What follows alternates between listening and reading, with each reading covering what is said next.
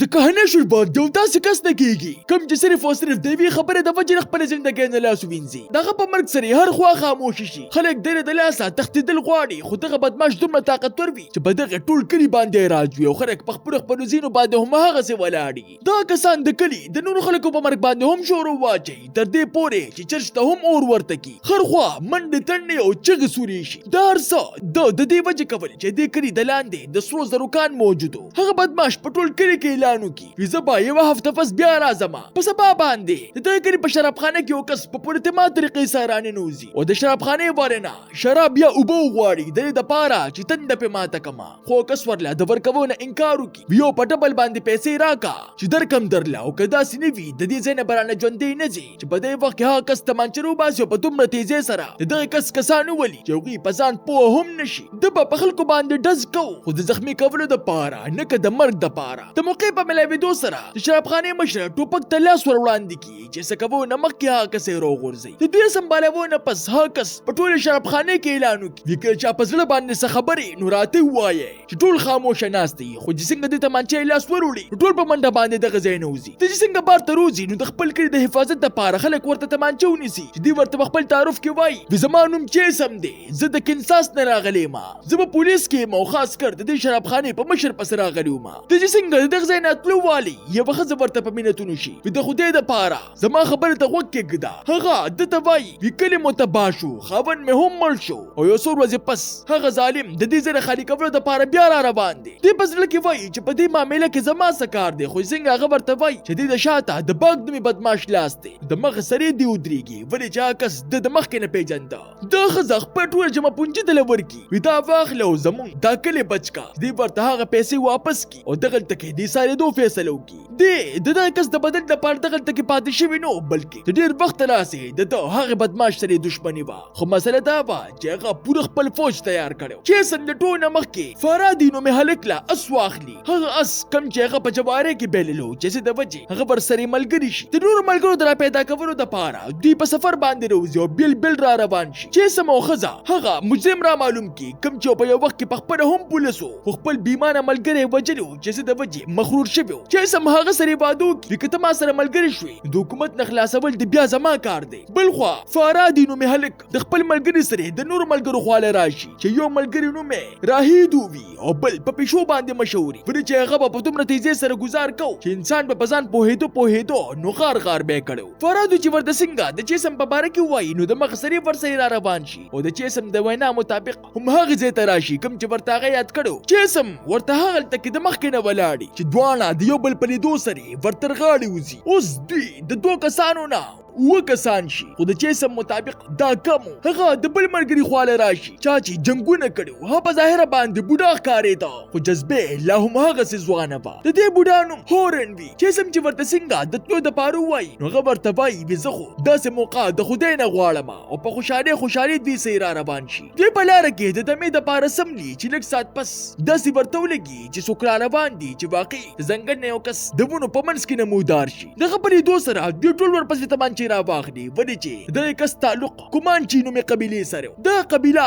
په بېرحمۍ او په وړو خبرو په مرګ کولو باندې مشهوره وه. چیسم لا لږه غوندې د هغوی ژبه ورتله د دې د وجې په نرمۍ سره یې ورسره خبرې وکړي چې څه د وجې هغه بغیر د سیارې خواله راشي او د دوی مخې ته د خپل ښکار د غورځولو نه پس زړه ترې نه روباسي او چیسم له یې ورکړي چې هغه د اومې غوښې نه چکو وخي او بیا هغه ځنګلي پخپله هم دا د دوی رسم او د دې دپاره به یې کو چې په دې سره اعتماد جوړیږي او هغه په اعتماد کې د اغوستو سره ورسره را روان شي. په سبا باندې دوی اخر ښایي کلي ته ورسي چې ټول نه مخکې چیسم او هغه پیشو نومې ملګری ورننوځي چې د باغ کسان ورته ټوپکې ونیسي. په دې سره د دغه ځای ټول خلک په ځان پسې ورونه بند کړي. هغه کسان د دوی نه بغیر د څه تپوس کولو صرف یوه خبره ورته وکړي یا راله وسلې راکړي او یا خپل انجام ته تیار شي چې چیسم واقعي خپله تمانچه روباسي او هغو کسانو ته یې په لاس کې ونیوي چې هغه ورپسې را روان شي. چې په دې کې ناڅاپه فارادي دغلته کې راشي او په شپېلې سره ټول کسان راوغواړي خو د باغ کسان د دوی په لیدو سره لږ هم ونه یریږي داسې ورته لګي چې زمونږ د مقابلې دلته کې څوک هم نشته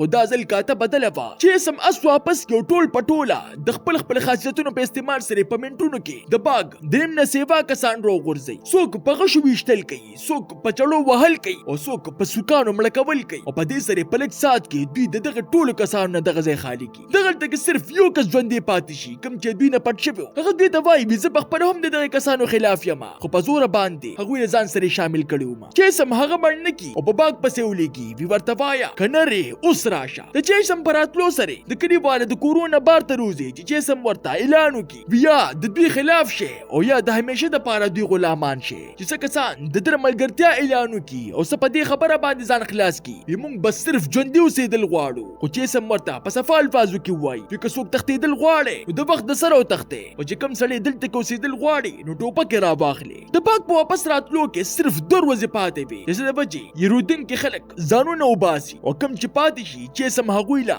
د ټوپکو بندوبست وکړي او ټریننګ ورکول ورله شروع کړي چې سم د دغه ټول کلي جایزه واخلي او خپلو ملګرو ته وایي وي دغه د درولو دپاره صرف ټوپک کافي نه دي د دې د وجې ملګري ورله د بارودو مشوره ورکړي دوی په شریکه باندې د باغ په کارخانه باندې حمله وکړي د دې دپاره چې بارود ترې نه واخلو هغوی د دغه ځای نه ټول د باغ کسان ختم کړي او بیا دغه ځای ټول مزدوران ځان ته راټول کړي چې د هغوی په خپلو سترګو باندې یقین نه کېږي چې زموږ د تپوس کولو والا هم څوک شته چې سم هغوی ته وایي باقي تاسو له غلامۍ نه آزاد شوې اوس تاسو خوښه ده که تښتې او که د ظلم خلاف ما سره ودرېږې د بارودو د کوټې د کلاوغو نه پس دوی بارود د ځان سره کلي ته راوړي او ټول په خپلو کارونو باندې ولګي څوک لټونه باندې کوي څوک بمونه جوړوي او څوک کندې وباسي په دې کې د هغه سړي ښځه هم حصه اخیستل غواړي خو چې سم میرمنې کې وي چې کله ښځو په جنګونو کې حصه اخیستل شروع کړل نو پوهه شي چې موږ مړه شو د تیارۍ نه پس روبیهو د جنګ نه شاته شي وي باغ ډېر طاقتور دی موږ د هغه د مقابلې نه یو په دې کې به موږ سره دا نور کسان هم مړه شي چې سم ورله د دې خبرې هیڅ جواب ورنکړي او رخصت ورله ورکړي په سبا باندې دوی سم د سارې واړه او ښځې په تاخانې کې پټ کړي سړي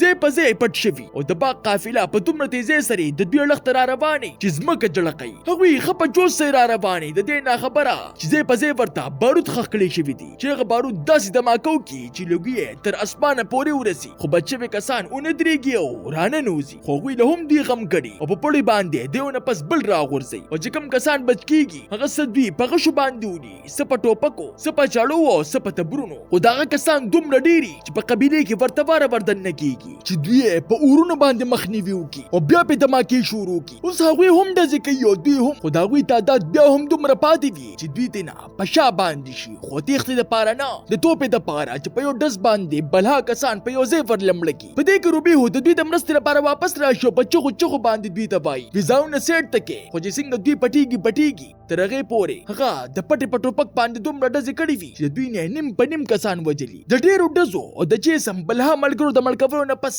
لږه غوندې خاموشي شي صرف او صرف په دې وجه چې هغوی ورته نورې ګولۍ ورخېجولې جسم په دې موقع سره ټول واړه او ښځې په بوټو کې پټ کړي او بیا هغوی سره را شروع شي جسم پوه شي چې تر څو پورې دوی سره دغه څیز وي موږ ورسره مقابله نه شو کولی د دې د وجې هغه ملګرو ته وایي وي زه ورځم او تاسو را باندې خیال کوئ خو فارادي د ده داسې وفادار ملګري وي چې د ده مخکې هغه د ده لپاره د ځان په قربانۍ سره په جذبه کې په هغوی پسې ور روان شي او ملګري د بره نه ورته لاره صفا کوي خو هغوی سره داسې جدید ټوپک وي چې څه د وجې روبیهو او پیشو په ډز باندې ښکته راوغورځوي او بیا چې څنګه فارادي ته یې پام شي نو هغه هم سورې وورېږي چې د مرګ په حالت کې هغه بیا ودرېږي او د مرګ نه مخکې د هغوی مخې ته سګرټ لګوي چې د ده عزت نه دشمن دومره متاثره شي چې سګرټ ورله بل کړي او په عزت سره پرې ډز وکړي خو لږ ساعت پس دې پټ په پټه بم ته اور ورته کړي او د ځان سره یې هغوی هم والوځي باغ چې څنګه دننه راشي نو د 2 ملګرو نه علاوه څوک یې هم نه وي بچ شوي دغه کسان په کورونو کې ور داخل شي په دې سوچ چې د کلیوالو وژنو چې په دې وخت کې دواړه کسان ورله څوک تخته کړي کوم چې سم وي اوس د ده مخې ته هغه دشمن ولاړو د چا د وینو د څښلو دپاره چې دی د کلونو راځي په انتظار و هغه څنګه په ده باندې ډز کولو والې دی ورله په ډز باندې تمانچه د لاس وغورځوي چې څه د وجې هغه منډه کړي او دی په خپه باندې وولي هغه ده ته په مینتونو شي وي د خدای دپاره ما معاف کا چې دی ورته وایي وي معافي د خدای نه غواړه چې په دې وخت کې ښځه راشي او په ډز باندې د ده نه د خپل خاوند بدل واخلي اوس دی په مکمله توګه باندې دغه کلي آزاد کړي خو دی پکې خپل داسې ملګري بیلي چې کوم غم چې د ده نه په ټول عمر کې د هېرېدو واله نه وي تاسو ته دا